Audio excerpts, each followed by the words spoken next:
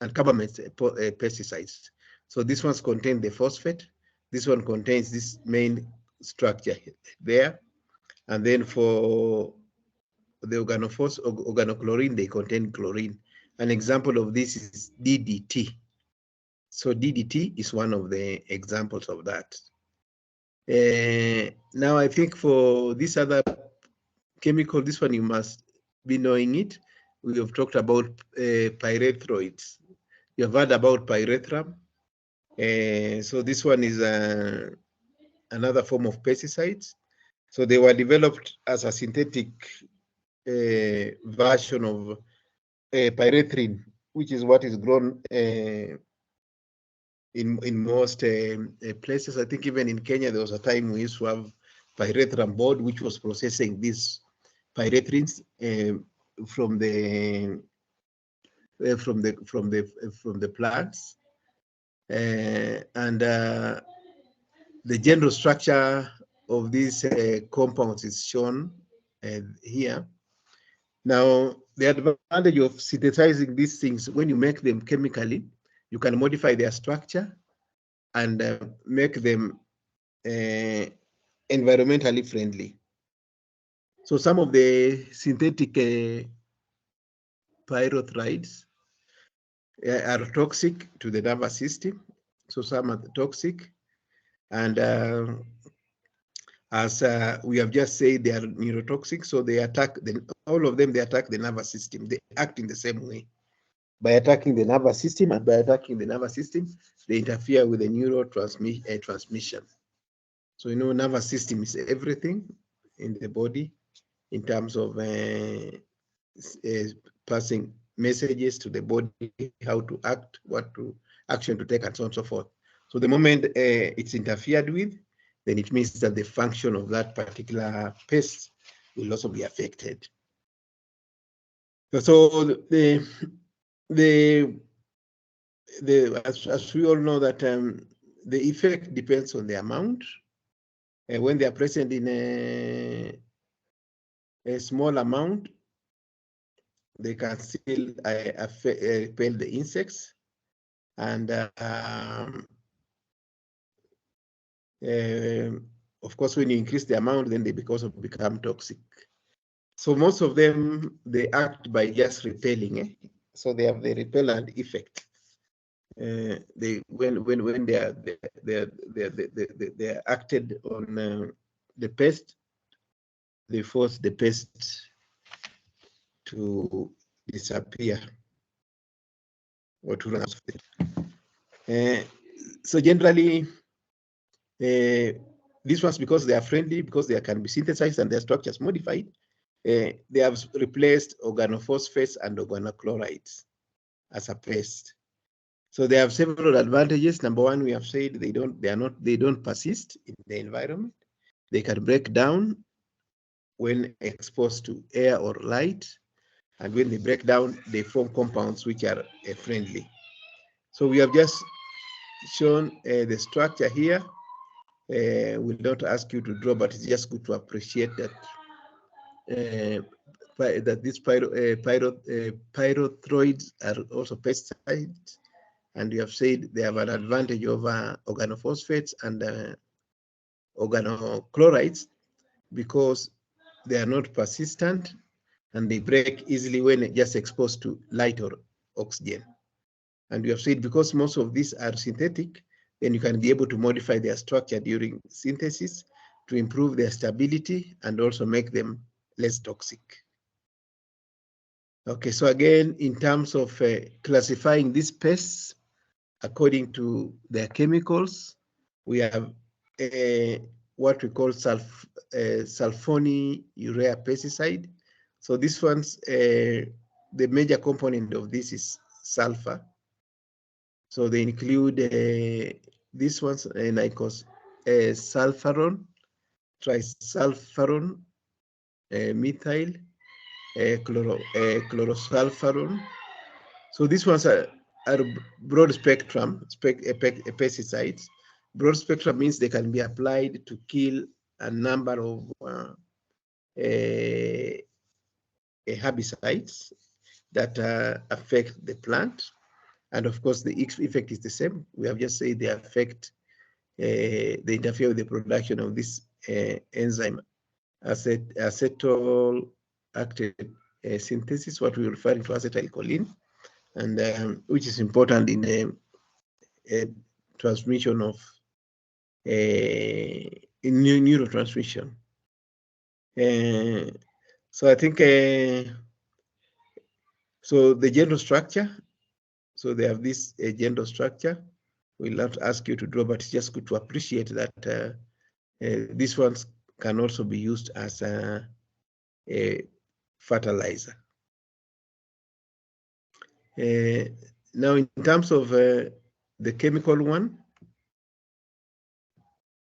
we have so we have also another set of pesticides. So these ones are called triazine. So triazine are cyclic compounds that contain carbon and nitrogen together in the ring. So we have what we call benzene. So for the benzene, we have all carbon atoms, all 6 carbon atoms attached together in the ring. So for triazine, 3 of the carbon atoms are replaced by nitrogen, and they can be arranged in different ways. So you can have a case where the nitrogen atoms follow each other, where you have 1, 2, 3 triazine. You can have a case where 2 follow each other, and then one skips. So you have 1, 2, 3, 4 triazine. Or you can have a case where they alternate between the carbon atoms. So you have a nitrogen atom, carbon atom, nitrogen atom, carbon atom. So these are triazines. They are also a chemical family of pests that are used widely. They have a wide range of action on the weeds. So most are used in selectively to kill the weeds, and some of them have what we call non-selective properties, which make them suitable for use on industrial sites. So some are non-selective, means you can just broad spectrum. That's what we are seeing, while others are selective. So the broad spectrum ones are good because you apply them and they can kill a variety of weeds. Now, what is the solution to this?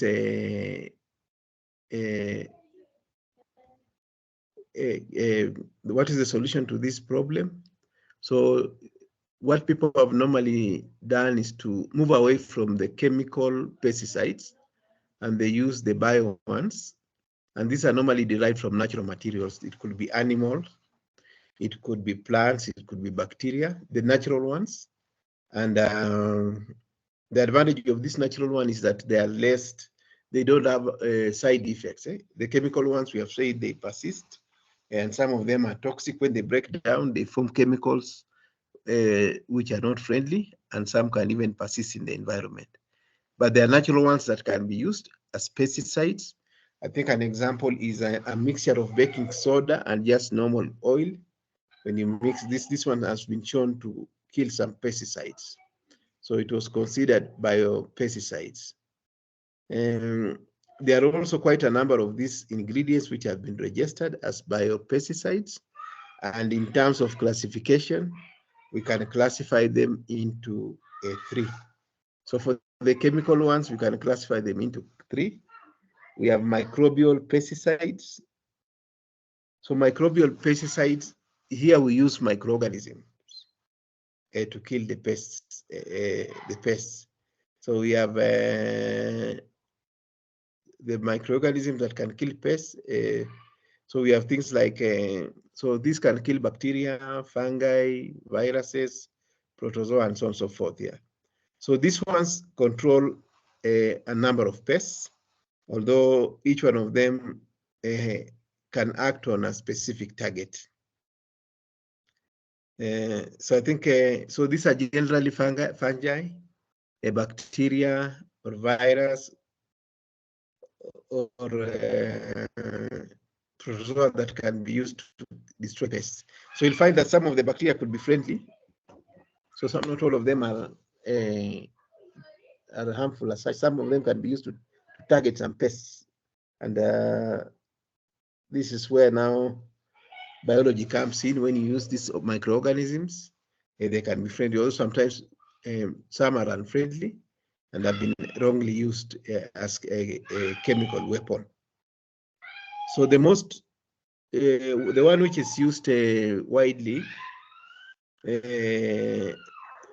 to destroy pests as a bacteria is called Bacillus thuringiensis. Is normally abbreviated as BT. So this is just a bacterium that produces different varieties of proteins and specifically kill one or two of the species of insect larvae. So this one kills the larvae, and it is used to control things like moth. So moth, flies, mosquitoes can be targeted by this kind of pesticides. The BT is called BT from that long name, Bacillus thuringiensis. So it's used to control the pest, and we have said it can attack the larvae. It can also of flies and mosquitoes. So this is so in terms of biological ones, we have microorganisms, and then there is also a technology that is also coming up. So in this technology, what is done is they incorporate what we call protectants into the plants, and when they are incorporated into the plants, they make the plants to be resistant to a particular test. So we have got what we call plant incorporated protectants. I think this is the area now of GMOs that you have heard people talking about. So pesticidal substances that plants produce form genetic materials that has been added into the plant. So in the process, when this happens, the plant that is grown becomes resistant to some of the pests. So I think technically this is what we say when you talk about plant incorporated protectants. So we have now these pesticides that are incorporated into the plant material. They become part of the genetic material of the plant. And when you have it becoming part of the plant or the gene of the plant, the plants can now be able to generate their own. And when this happens, the plant grows and it becomes resistant to pests. So the plants can just destroy. So once it becomes part of the genetic material of the plant, it means plant can be able to produce this, and this is what will happen. And then we have got what we call biochemical pests. So these ones occur naturally. So when we talk about biochemical pesticides, they are naturally occurring substances that control pests by non-toxic mechanism. So we know that pests normally, we have just said pests, they kill, pesticides, most of them destroy the pest by killing them or inactivating the pest. And the biochemicals of this nature will include substances such as insect sex pheromones.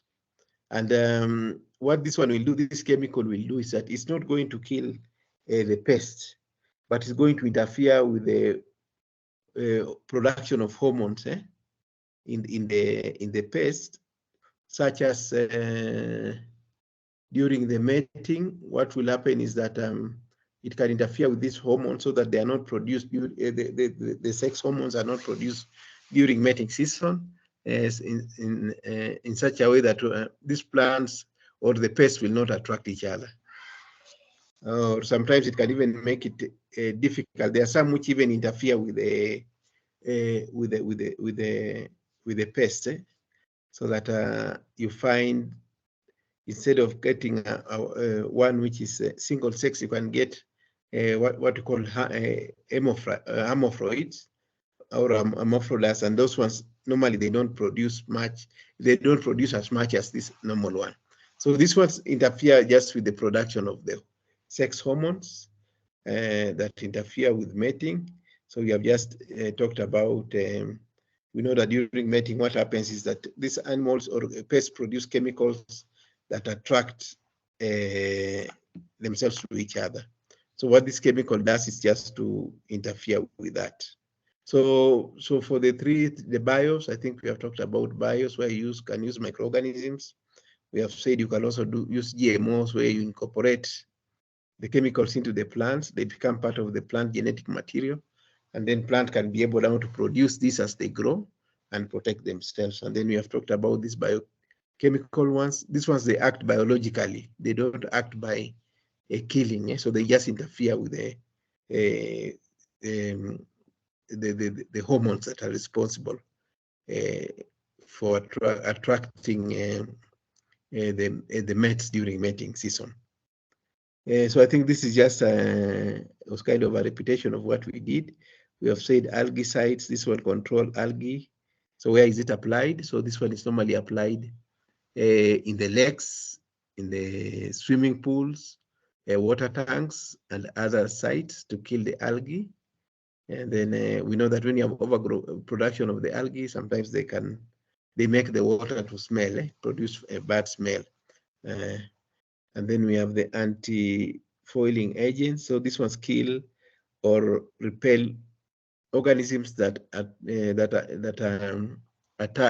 normally attach themselves to the water surface.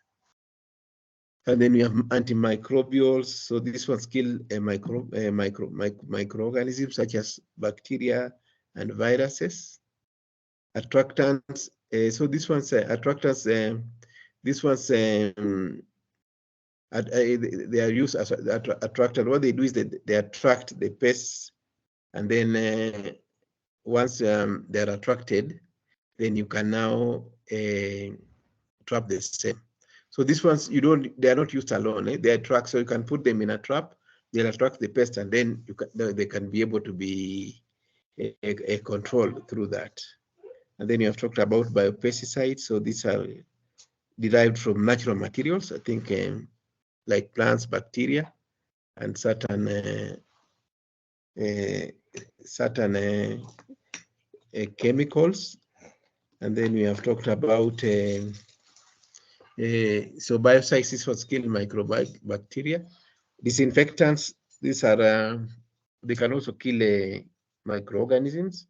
And sanitizers, I think we saw this during COVID. People you talk about sanitizers. So I think the same thing applies here. Used to destroy the virus. Then we have fungicides, they kill fungi. Then we have fumigants. So these ones, they produce gas or vapor, which are intended to destroy a pest which affects buildings and sometimes soil. And then for the herbs, we have said this one's killed the herbs. We have insecticides, which kill insecticides. We have the mites, which kill the mites. I think you can get this one from the name. Mollusks, so this one kills snails and slugs. Sometimes they can be nuisance if they are too much. Nematodes, this one also does the same. It kills worm-like organisms that feed on plant roots. And then we have, sometimes you might want to destroy the pest before it develops. So sometimes you can attack the eggs, and to use this, we have got what we call ovicides. And then pheromones, which is what we have talked about. These are chemicals that just disrupt the mating behavior of insects. And then repellents, this one will repel the insects. Rodents, this one will control things like mice and others. So I think I think this is just a repeat of what we have said. So sometimes we have pests that can destroy the plants by doing a number of things. So we have got what we call defoliants. So this one can cause leaves or other foliage to drop from the plant, usually to facilitate harvesting. And then we have other forms of pests, these desiccants. So these ones are normally used to dry. So to dry living tissues, such as unwanted plants top. When you apply there, they dry and then they are killed. And then we have others that can regulate a growth, insect growth. I think we have talked about. So they can just interfere with the life cycle. That's what we are saying. And then there are others which can regulate the growth of the plants. So substances such as fertilizer or other nutrients can affect the same. So I think for the uses, this is just a repeat of what we have said for this. I think it was another set of notes, but it's just carrying what we have said. We have talked about DDT and so on. So the effect of these insecticides will include, so they'll interfere with the nervous system. They can sometimes cause, in animal, they can cause death. They can even cause convulsions and so on and so forth. So there is a general table that shows the effect of these pesticides. So for the organochlorine, which we show, some of the effects that it has been known to cause is that for insects, for birds, it has been found to cause the thinning of the shells, the thinning of the eggshell. It makes the shell weak, and if this happens during the hatching period, you'll find that it may not actually be able to keep whatever is inside for long. So this one might also have some other problems, and then it can also interfere with the production of what we call endocrine, which is a hormone. It has also been known to affect production of thyroid in rodents, birds, and also amphibians. And acute, when it's taken in large amount, it can cause death. So it can cause a death. So organochlorine, that is the effect of the same. Now for the DDT, because of the benzene ring, it is known to cause cancer. And in fact, this is one of the reasons people think we have had an increase in these cases of cancer, is because of some of these chemicals which are applied to kill the pest. So the DDT, because of the benzene ring, they have been found to be carcinogenic. They cause cancer. They can also interfere with the production of endocrine. So when you have so there are also others that have been found to have effects when you have DDT also combined with the other chemicals. It can affect the juvenile population. So juvenile population means you can have animals dying at a younger age. So this one is also not good because you need the generation to grow. So we have that. And then when it is mixed with other chemicals, it can also cause it can cause what we call fungal infection. There is this one called chloroden. This one's chlorine-containing pesticides. So this one sometimes they can interfere with the vertebrate immune system. And then we talked about the carbamates. So these ones we said they interact with the immune system, and they'll tend to cause to affect the neuron transmission. And then organophosphates. So they have got effects on both the pesticides and human being. So they can interfere with the thyroid production. When they are used in excess amount, they can cause a mortality, that it means death. But we know now the problem with some of these chemicals, when they are used for a long time, what happens is that the pest now becomes resistant. Maybe the rest you can be able to pick. So the other causes that can how they affect the pest is sometimes they can affect what we call the thermoregulation, maybe within the body, and if that one is interfered with, the physiological processes will also be interfered with, and the effect is to impair growth and maybe reduce a production. Then we talked about carbides, what they do. Carbamates, they just affect the metabolic functions. We talked about thermoregulations. They can also affect uptake of water and food, and also impair growth, reproduction, and also hatching process of the pesticides. So I think for this, we are just trying to appreciate the effect of this. What do they cause? How do they affect the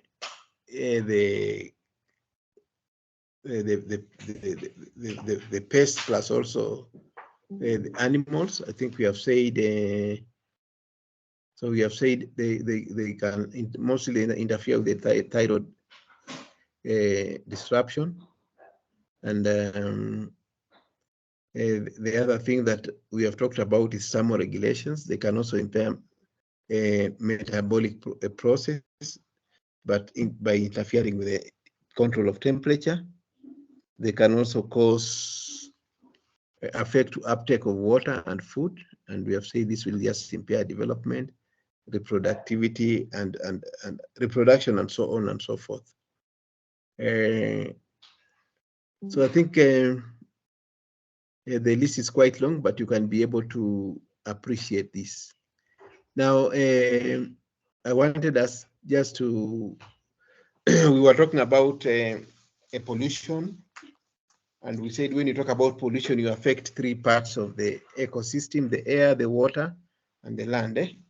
So how does pesticide affect the air? We know there are large-scale farmers who do spraying by use of aeroplane. So what happens is that they target the direction of the winds, spray the pests, so that a drift can occur where the suspended particles of this are carried away by wind to the other area.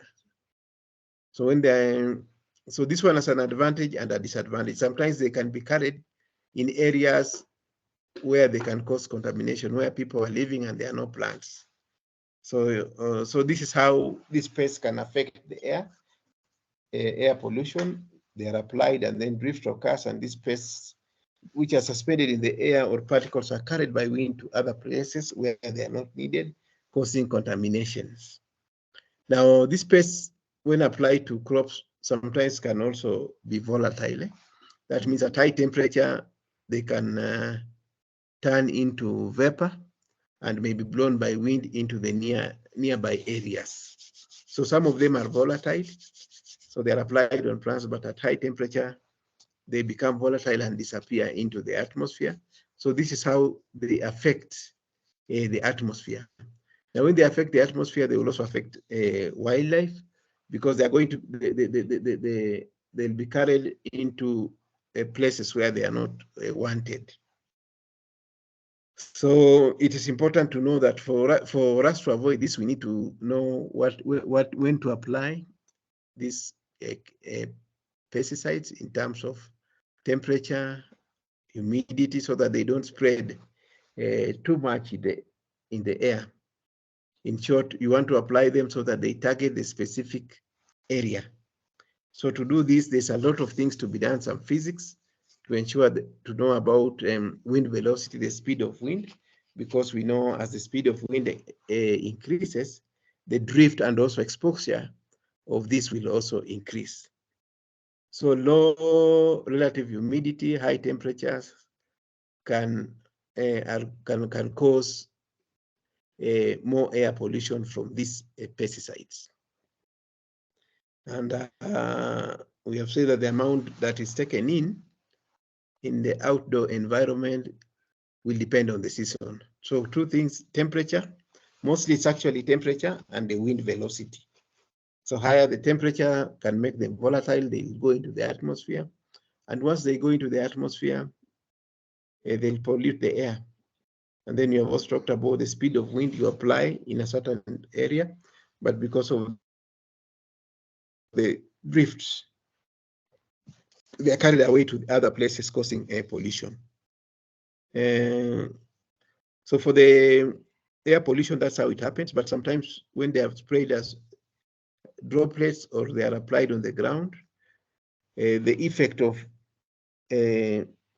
spreading by wind will be less.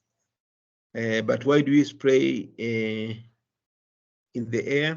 I think that one is because when you do in the air, it helps when you have a large plantation of maybe crops, because if it's large, you cannot be able to move within the field and spray.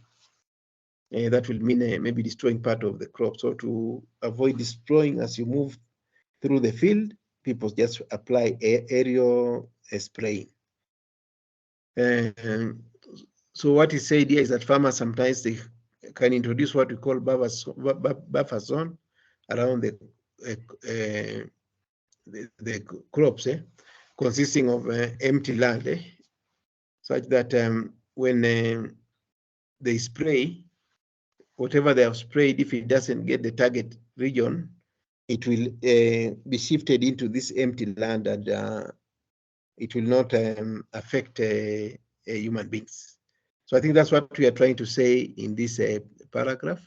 So just the main thing to mention here, we are saying air pollution can occur because of two things.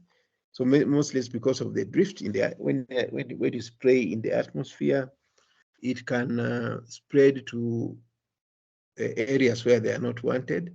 Number two, we have also said that when the temperatures are high, these chemicals can become volatile and escape into the atmosphere, and this is how they'll cause a pollution of the air. So they are sprayed. So they are sprayed to the field and used to fumigate soils and other and other areas. And we just appreciate that because they are volatile organic compounds, sometimes they can find themselves into the atmosphere. And this one has been known to account for about 60% of the ozone, tropospheric ozone levels. We saw the organic chlorines, the chlorines radicals, how they were reacting with ozone to produce oxygen. So I think this is how we can also find them coming in. Now, they can also pollute the water. Now, how do they pollute the water? They pollute the water because some of them have been found to be soluble in water. They can dissolve in water, and then when they're sprayed in the atmosphere, when rain falls, they dissolve. They fall as rain, and then in the groundwater, they can dissolve through leaching and find themselves in the waters and the oceans. And we know after a while, they can accumulate, and this is what will cause pollution. So in terms of ways in which these pesticides can reach the water, I think we have talked about drifting. So you might spray and then it finds itself in the area that they are not intended to be when sprayed. And then they may percolate or leach. Leaching means when you have water, they dissolve in the water And this, when they dissolve in the water, they are carried along with the water during a runoff or spillage. And by doing this, they can accidentally find themselves in other water bodies which are consumed by human beings. So erosion can also cause the same. So I think this is just drifting, leaching and drifting. So the ability for them to cause water pollution will depend on how soluble they are in water. The ones which are soluble in water will dissolve and move very fast. And then also distance of application with respect to the site of the body, distance of application with respect to where the water body is. So we have a solubility, the distance, the nearer, of course, the more dangerous. The weather will also determine how they affect this. How does the weather determine? We have talked about wind affecting the same. High temperature will also affect the same. And then the type of soil will also affect the extent of pollution. And there are also things like presence of a growing crop and method of application. When you have crops growing, they can be able to absorb some of these things. Now, the major problem that we have is that a general concern is that the usage, there is maximum limit that is allowed for individuals, for individual pests in public bodies, in water bodies, in the soil. But we don't idea to this because of wrong application. People think the more you apply, the more effective the pest is. But this is not the case. Sometimes the more you apply, the more dangerous it becomes. And that's why even in there was a problem, I think, in Kenya sometimes. The developed country, it stopped importing flowers and some fruits from Kenya because of they were using too much of this pest. They were using them beyond the allowed limits. So there are bodies which set up this. In the US, we have agencies, Environmental Protection Agency in the US. In Kenya, we know we have KEBS which check on this. We have NEMA, and we have no KEBS. We have KEBS, we have food, the WHO, World Health Organization, which have set standards of the maximum allowable concentration of this pest in water bodies, even in food. We talk about fruit and so on and so forth. Beyond that, then whatever you have is declared unsuitable for human consumption. So I just use this diagram to show what happens to these pesticides, the various processes that we have talked. So we said we have a point source of contamination. Point source is where the contamination occurs. And there are many things that can happen there. So we are saying when you apply it, it can seep through the underground water. It can dissolve in water, and through surface runoff, it can find itself in the water and oceans. So for the water sources, we are saying it can dissolve. So you apply. So on the left-hand side, what they are trying to show is that they are applying pesticides in the atmosphere. So dry, no water. So you can see, so here no water, but many things are happening. It can find itself on the surface, dissolve in water, or it can shift. And when it shifts and then rain falls, then you can have precipitation where the same can now fall back into the water. So I think that's what they're just trying to explain in this diagram. Now, apart from affecting the water, they can also affect the soil. So apart from affecting the water, they can also affect the soil just in the same way through deposition. We have talked about deposition without any, just you spray and then they find themselves in the water. Sometimes they can also be carried by water through surface runoff, and then they are transferred to another section.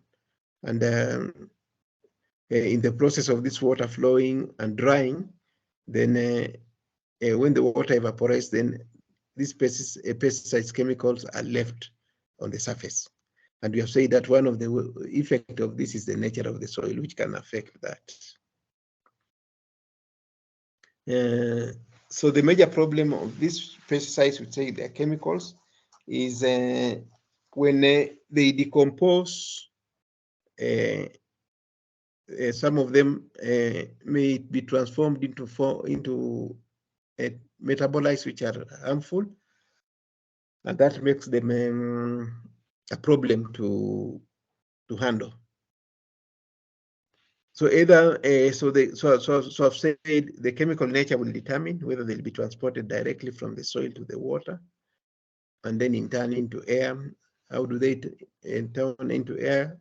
When temperature is too much, then they can evaporate or turn into volatile compounds, which can be deposited into the atmosphere or in the food. Now, the breakdown, of course, degradation will also depend on their chemical nature. And if they are not broken down, then you can have what we call bioaccumulation. Bioaccumulation means they stay in the soil for a long time and accumulate. So they can accumulate maybe in the soil and become toxic to human beings. And then we'll see that sometimes the nature of the soil will affect how they are absorbed. And there are also factors that will affect their behavior. One of the factors is pH. So pH of the soil will also determine if these chemicals will be absorbed or not. So pH is also a factor there. So pH just talks about acidity. When the soil is acidic, then it's likely to affect this structure, so it can break them down into other forms, making them unavailable to microorganisms. So the same can also affect the plants. Of course, plants can be able to take up these chemicals when they are soluble in water. I know we have written a lot here, but plants can be able to take this.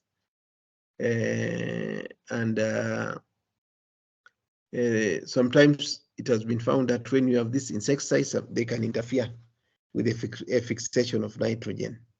And when you affect fixation of nitrogen, you'll also affect the growth of the plant. And then for the animals, they can be able to pick these ones up through the food chain. So animals can take these ones up. I think this is just what we said initially, something that we can be able to eat. So animals and birds are affected in the same way. We don't want to just go word by word, but they are affected in the same way. And then we have the aquatic creature, the fish, and the aquatic biota. So this ones might also be harmed by the pesticides or herbicides. So they can diffuse in water. In the process, these chemicals can kill fish when the dead plants under consume the water oxygen. So I think the effect here is when the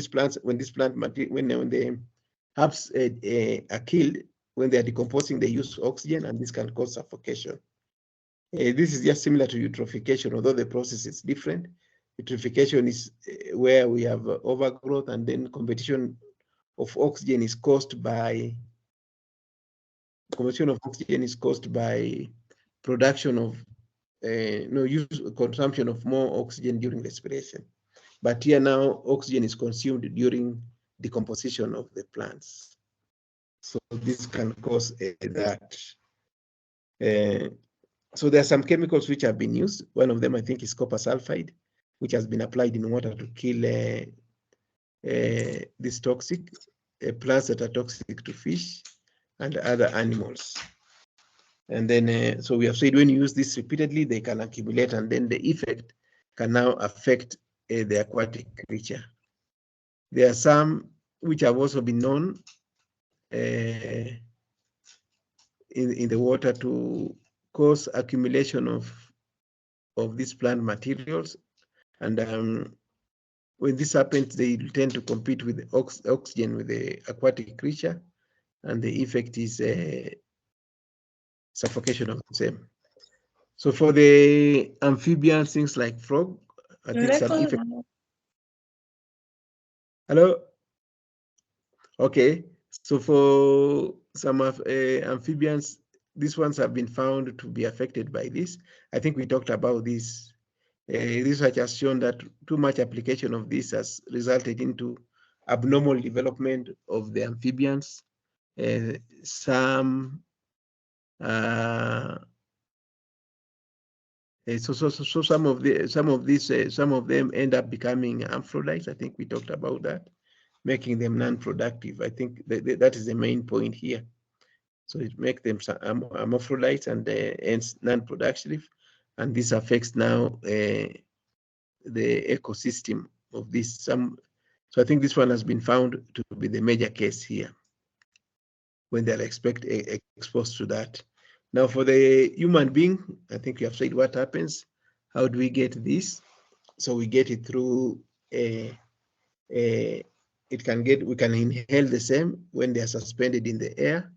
We can drink the same through water. We can get the same through the food chain, and they can be able to affect our skins and other parts of the body. So what we need to appreciate is that although the pesticides are good, but sometimes they can be unfriendly when applied in large quantities. So we say they can cause cancer, just to say generally, they can cause cancer. They can also affect the immune system. We said that for animals, they also affect the immune for the pests, they affect the immune system. So they can also affect our immune system by affecting the nervous system. And this can lead to things like death. You can also have mutation, so that birth people are born with defects. So that we have birth defects, we have tumors, genetic changes. You can also have disorder, nervous disorder, coma, and death, just because of these chemicals that are introduced in the body. So to do this, they try to control this. So there are bodies that have said try to control this. So I've just mentioned here some effects of these pesticides to human beings. So it has been found that with the increase in this use of this pesticide, it has led to increase in cancer like leukemia, which is actually the cancer of the blood. So some of them have also been known to cause breast cancer. And then exposure, too much exposure have also resulted into a reduction in some organs, and just generally disorder during growth. So they can also affect the fetus in the early development, and this is what we're saying now, resulting into a premature birth and or sometimes birth defects, convulsion, and so on and so forth. So to summarize this, we have just shown here how it gets into human beings. So air pollution, so it can go through air. Somebody can inhale, it can dissolve in, so you can inhale directly. And then we have also talked of it can damage the nervous system. So this one, it mixes with that, then you're able to take it in. So this one will now interfere with the gas pipe and other things. We have also said it can, when it mixes with water and you take, so what you are likely to get there are bacteria, parasites, and chemicals. And then it can contaminate the soil, and then we can still get it through a plant, through the food crop.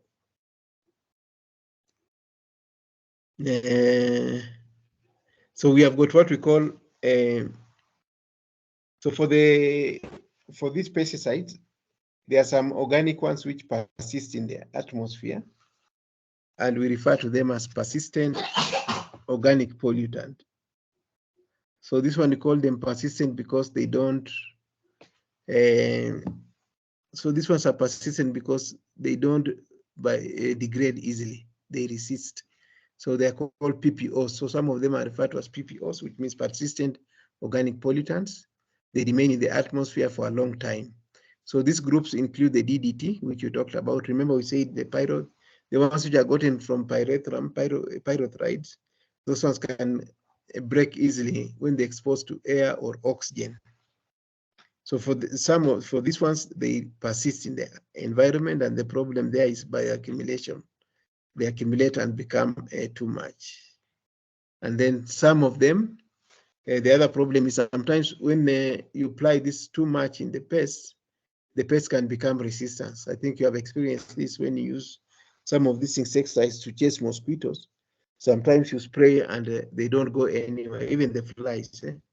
They just play, they just move around, and then everything normalizes.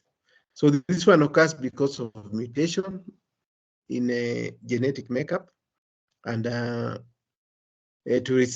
avoid this, making the pest resistance to these pesticides, to avoid this, what normally happens is people use different pests, so they rotate the pests.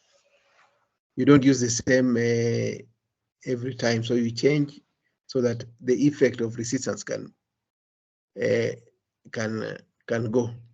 And then the other one is other effect is secondary effects. You might have non-target organisms can be affected by the pest.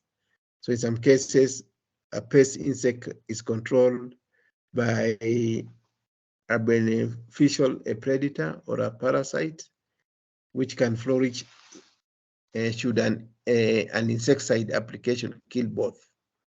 So I think talking about secondary effects, whereby you try to control, but in the other cases, you control the population of the pest, they can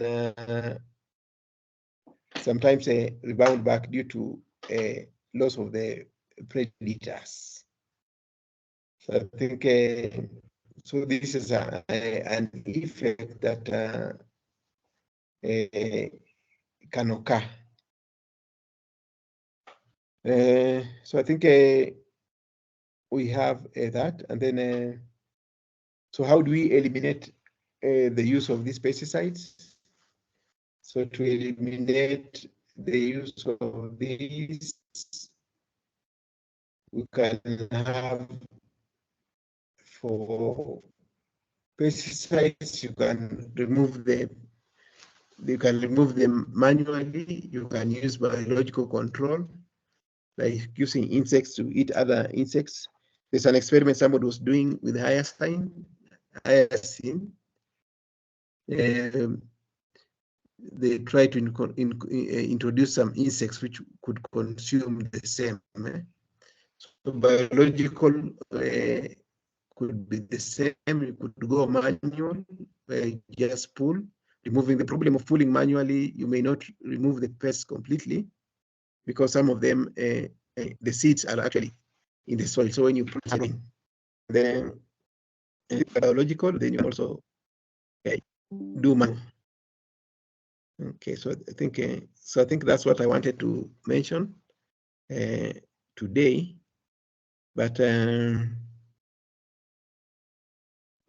of the same is let me just. I think this one also comes towards the end of the note. I think.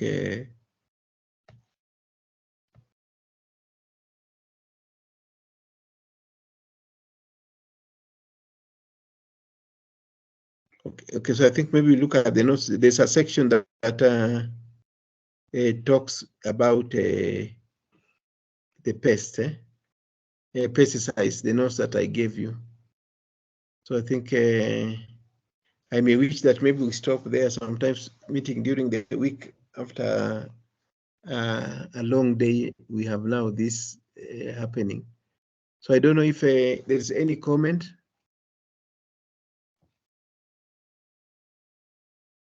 Or we stop there so that we can continue.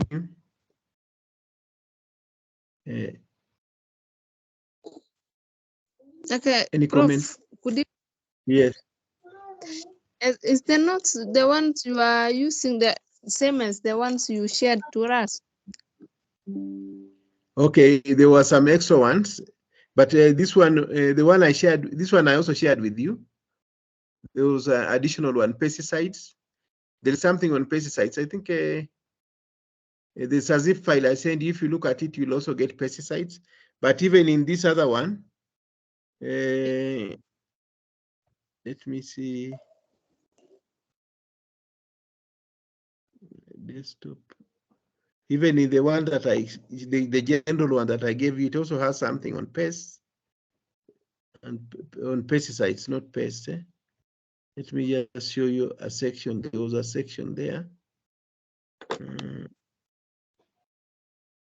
Share.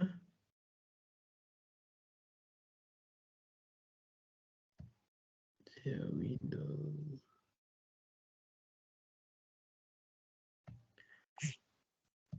Even this one, I think when you read through, I've just jumped a section, but we'll still revisit. But there's a section on fertilizer. And then if you go towards the end, there's something on insecticides. What are they? So the same. So you can just try to contain this. Talk about organofluorine, organophosphates, the carbamates, the pyrethroids, and then he's talking about their effects, amplification, and whatever. So maybe what I can do tomorrow, no, in our next lesson, I can try to link the notes with that. But I think I felt maybe the other one was a bit detailed. But I can talk about this and link it to what we have learned today. So it is also in that in the notes that I gave you, although it's coming in a different form. Okay, thank you. We have that, yeah. But I'll revisit this one and then we look at it together and I link up with that. So tomorrow you said you have another class, eh? Yes. So can we meet on, we try to make up kidogo. I wanted us to meet on Friday and Saturday. Is it possible? I think that's okay. Then we review.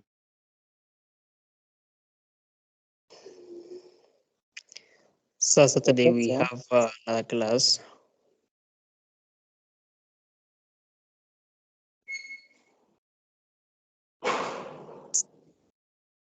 Let it be tomorrow. This we talk about fertilizers and extraction of metals.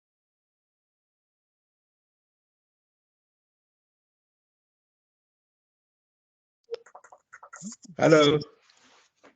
Somebody was saying. Hello. Can you hear me?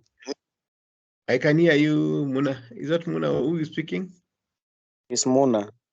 Muna, yes. Today I was trying to submit my assignment and I was racing against time. Actually, when I was in the process of submitting, I was beaten by the deadline. So I was requesting, even if you can just extend maybe even 10 minutes and I submit. You have it in what form? It is in the Word form. Microsoft Word.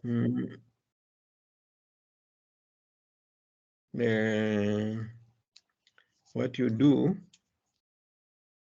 Can you drop it to my email? Yes, sir. Okay. Just drop it to stluta@gmail.com as I consult. Yes. ST? Possible. stluta, ST. Yes. And then there's a place for chat here. I don't know. The chat, there's a place we can chat. Okay, let me drop it in the WhatsApp group. It is stluta@gmail.com.